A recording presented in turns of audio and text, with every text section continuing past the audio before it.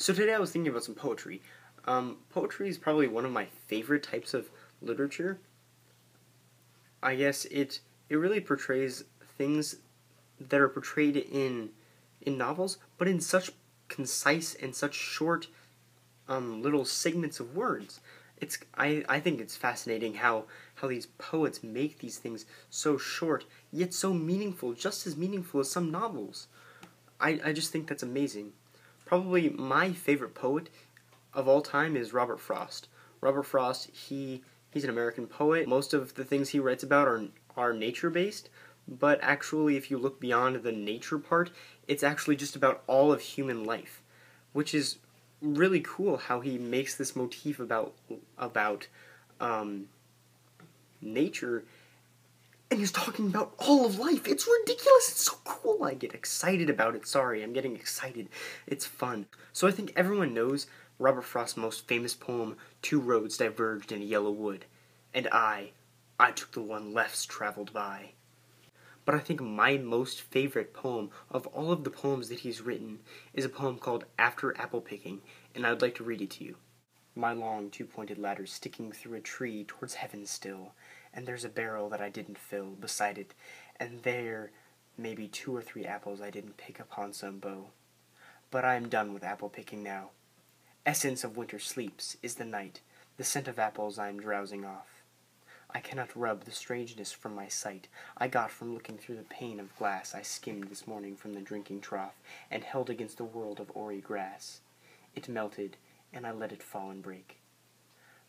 But I was well, upon my way to sleep before it fell, and I could tell what from the dreaming was about to take. Magnified apples appear and disappear, stem and blossom end, and every fleck and russet showing clear. My instep arch not only keeps the ache, it keeps the pressure of the ladder round. I feel the ladder sway and the bows bend, and I keep hearing from the cellar bin the rumbling sound of load on load of apples coming in. For I have had too much of apple picking. I am overtired of the great harvest of myself desired. There were 10,000 fruit to touch, cherish in hand, lift down, and not let fall. For all that struck the earth, no matter if not bruised or skimmed with stubble, went surely to the cider heap, as of no worth. One can see what will trouble this sleep of mine, whatever sleep it is.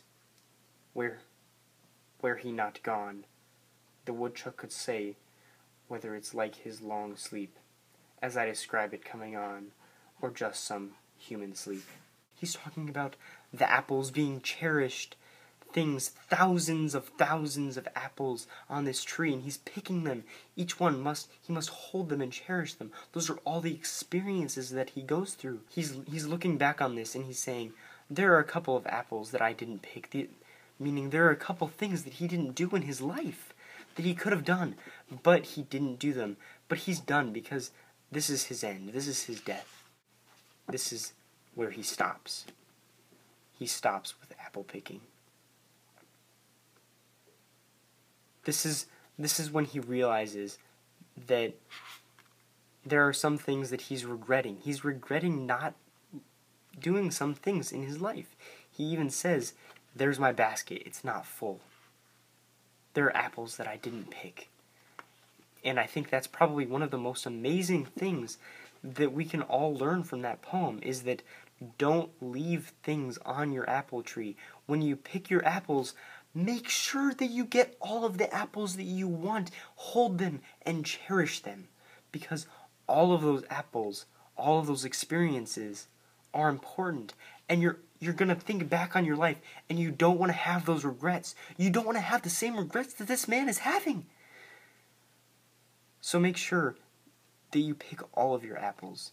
Make sure you take all of the chances that you have and cherish them and hold them in your hand while you have them, and don't let them drop to be turned into cider, because they then become nothing.